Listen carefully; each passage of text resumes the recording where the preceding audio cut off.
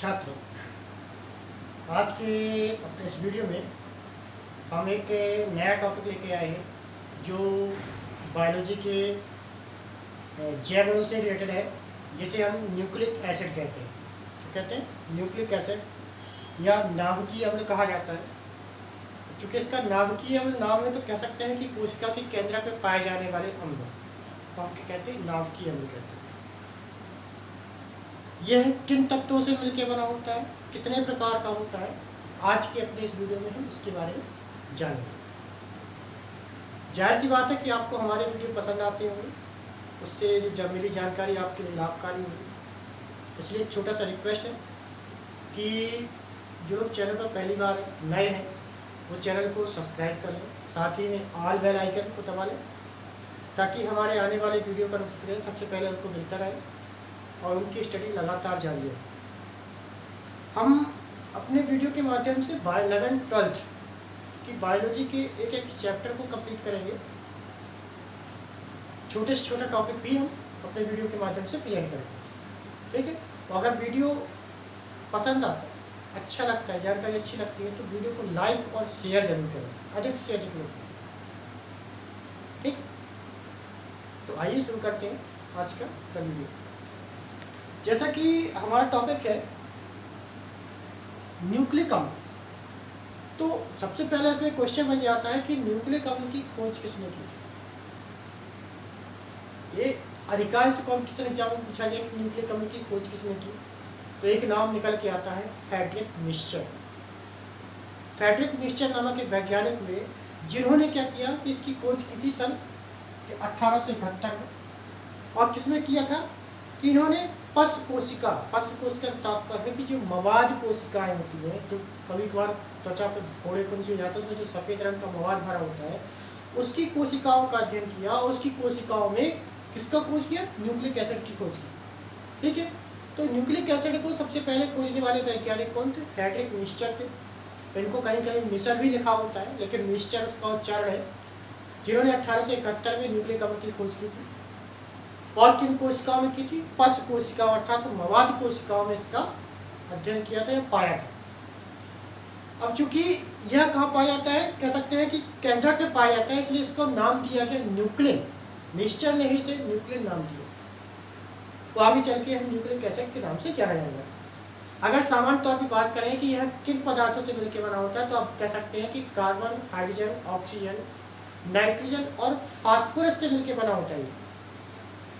और जब इसका जलवघटन होता है तो जलवघटन होने पर ये क्या करते हैं कि सामान्य तौर पे कह सकते हैं कि जलवघटन होने पर इनके अणु या निम्न यौगिक प्राप्त होते हैं, मतलब जिनसे मिलकर बने होते हैं उनके ही यौगिक प्राप्त होते हैं। तो एक एक पॉइंट को हम देख लेते हैं। सबसे पहले हमें बताया कि न्यूक्लिक अम्ल की जो खोज करने वाले वैज्ञानिक थे वो फ्रेडरिक मिक्सचर थे। इन्होंने सन 1871 में इसकी खोज की थी। तो आप बता सकते हैं कि इसकी खोज सन 1871 में फ्रेडरिक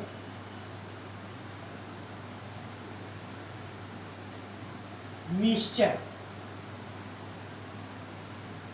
नामक वैज्ञानिक ने की थी। ठीक है, दूसरा पॉइंट बता सकते हैं कि इसको इन्होंने किसमें किया था, पशु कोशिकाओं।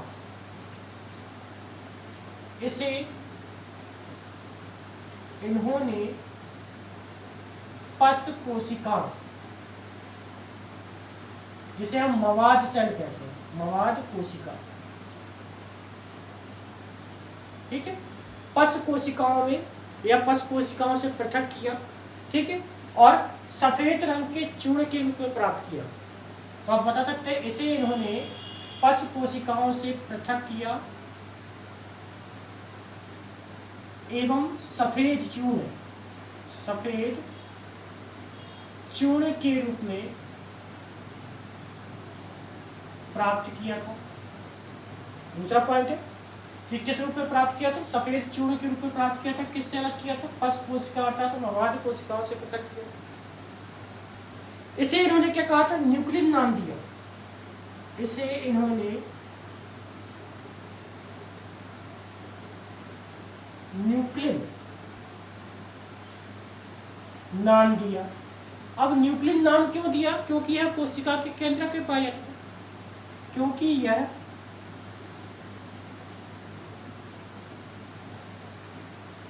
केंद्रक में पाया जाता है। अब केंद्रक में पाया जाता था, इसलिए फ्रेडरिक मिस्टर ने इसे क्या कह दिया? न्यूक्लिन नाम दे दिया। ये स्वभाव से क्या होते हैं? अम्लीय होते हैं। आप कह सकते हैं इनका स्वभाव अम्लीय होता है। ठीक है, इनका स्वभाव अम्लीय होता है और ये कहाँ पाए जाते हैं? केंद्रक अर्थात न्यूक्लिक में पाए जाते हैं, न्यूक्लियस में पाए जाते हैं। इसलिए इसे क्या कहा गया? इसलिए इसे न्यूक्लिक एसिड नाम दिया गया। ठीक है, क्या नाम दिया गया? न्यूक्लिक एसिड नाम दिया। कहाँ पाया जाते हैं? स्वभाव से अम्लीय होते हैं और केंद्रक में पाए जाते हैं, इसलिए इसे क्या दिया? यह न्यूक्लिक एसिड। अगर इसकी संरचना का अध्ययन करते हैं तो यह मुख्य रूप से किससे मिलकर बना होता है? यह कार्बन, हाइड्रोजन, ऑक्सीजन, नाइट्रोजन एवं फास्फोरस। ठीक है, कार्बन, हाइड्रोजन, ऑक्सीजन, नाइट्रोजन एवं फास्फोरस के बने हुए यौगिक होते हैं। मतलब ये समान तौर पे किससे मिलकर बने होते हैं? कार्बन, ऑक्सीजन, हाइड्रोजन, नाइट्रोजन और फास्फोरस से मिलकर बने होते हैं, जो क्या करते हैं? आनुवांशिक गुणों का संवहन करते हैं, जो आनुवांशिक गुणों को धारण करते हैं। आनुवांशिक गुणों को धारण करते हैं। जैसे आप सिंपली तौर पे जान सकते हैं डीएनए। डीएनए क्या एक प्रकार का न्यूक्लिक अम्ल है या क्या है? कोशिका के केंद्र में पाया जाता है और आनुवांशिक गुणों को धारण करता है। तो आगे चल के हम डीएनए के बारे में पढ़ेंगे, तो यहाँ पे सब समझें कि कार्बन, हाइड्रोजन, ऑक्सीजन, नाइट्रोजन और फास्फोरस के बने होते हैं, जो आनुवांशिक गुणों का धारण करते हैं। इसके बाद जब इसका जल अपघटन कराते हैं, इसका जल अपघटन मतलब इसका जल अपघटन कराने पर ये क्या करते हैं? ये निम्न यौगिकों में टूटते हैं। जल अपघटन कराने पर, इसका जल अपघटन कराने पर यह निम्न यौगिक बनाते हैं। अब निम्न यौगिक से तात्पर्य है कि जब इसका जल अपघटन होता है तो जल अपघटन की क्रिया में अनेक प्रकार के एंजाइम भाग लेते हैं और एंजाइमों के भाग लेने के आधार पर इनके भिन्न भिन्न उत्पाद बनते हैं। और वो उत्पाद कौन कौन से बनते हैं उसको हम एक क्रम से देखेंगे। ठीक है, सबसे पहले क्या होता है कि हम मान लेते हैं कि न्यूक्लिक एसिड है, ये न्यूक्लिक एसिड है। ठीक है, तो इस न्यूक्लिक एसिड का क्या करते हैं? जल अपघटन होता है। ये प्रकार का क्या है? पॉलीन्यूक्लियोटाइड है। ये क्या होता है? एक प्रकार का ये पॉलीन्यूक्लियोटाइड होता है। पॉलीन्यूक्लियोटाइड मतलब बहुत से न्यूक्लियोटाइड से मिलकर बना होता है क्या? हमारा न्यूक्लिक एसिड। और जब न्यूक्लिक एसिड का हम जल अपघटन कराते हैं किस एंजाइम की उपस्थिति में? न्यूक्लिएज। न्यूक्लिएज एंजाइम की उपस्थिति में क्या होता है कि न्यूक्लिक एसिड का जल अपघटन होता है। यहाँ पे कौन सा एंजाइम है? Nuclease enzyme. ठीक है, जब न्यूक्लिएज एंजाइम भाग लेता है तो यहाँ पे जो बनने वाला यौगिक आता है वो कौन सा यौगिक बनता है? न्यूक्लियोटाइड बनता है। न्यूक्लियोटाइड बनता है। ठीक है, तो पहला जब जल अपघटन होगा जो न्यूक्लिक एसिड जो क्या है कि एक प्रकार का पॉलीन्यूक्लियोटाइड है, न्यूक्लियर एंजाइम की उपस्थिति में टूटता है तो क्या बनता है? न्यूक्लियोटाइड बनता है। अब न्यूक्लियोटाइड पुनः जल अपघटित होता है, मतलब ये भी जल अपघटित होगा और किस एंजाइम की उपस्थिति में? फास्फेटेज एंजाइम की उपस्थिति में। फास्फेटेज, यहाँ पे फास्फेटेज एंजाइम क्या करता है? जल अपघटन की क्रिया करा रहा है। तो फास्फेटेज एंजाइम जब जल अपघटन की क्रिया कराता है तो न्यूक्लिक एसिड दो भागों में टूटता है। जो न्यूक्लियोटाइड होता है वो दो भागों में टूटता है। एक होता है न्यूक्लियोसाइड,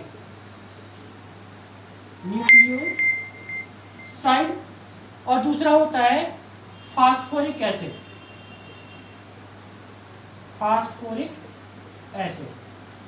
दो भागों में टूटा। किस एंजाइम की उपस्थिति? जो सबसे पहले न्यूक्लिक एसिड का विघटन हुआ, जो एक पॉलीन्यूक्लियोटाइड था, न्यूक्लियस एंजाइम की उपस्थिति में, तो क्या बना? न्यूक्लियोटाइड बना। तो न्यूक्लियोटाइड का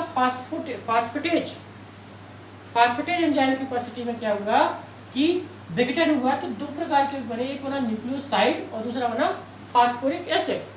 अब फास्फोरिक एसिड का आगे विघटन नहीं होता है, जलावटन नहीं होता है। जलावटन किसका होता है? न्यूक्लियोसाइड का होता है। किस एंजाइम की उपस्थिति में? Nucleosidase enzyme. यहाँ पे कौन सा एंजाइम भाग ले रहा है? न्यूक्लियोसाइडेज, मतलब न्यूक्लियोसाइड का जो जलावटन होगा वो न्यूक्लियोसाइडेज नामक एंजाइम की उपस्थिति में होगा।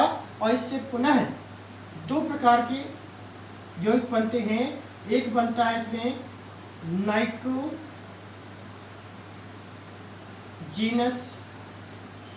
बेस, जिसे हम कहते हैं नाइट्रोजीनस क्षार, और दूसरा बनता है पेंटोज शर्करा, पेंटोज शुगर कहते हैं हम। ठीक है।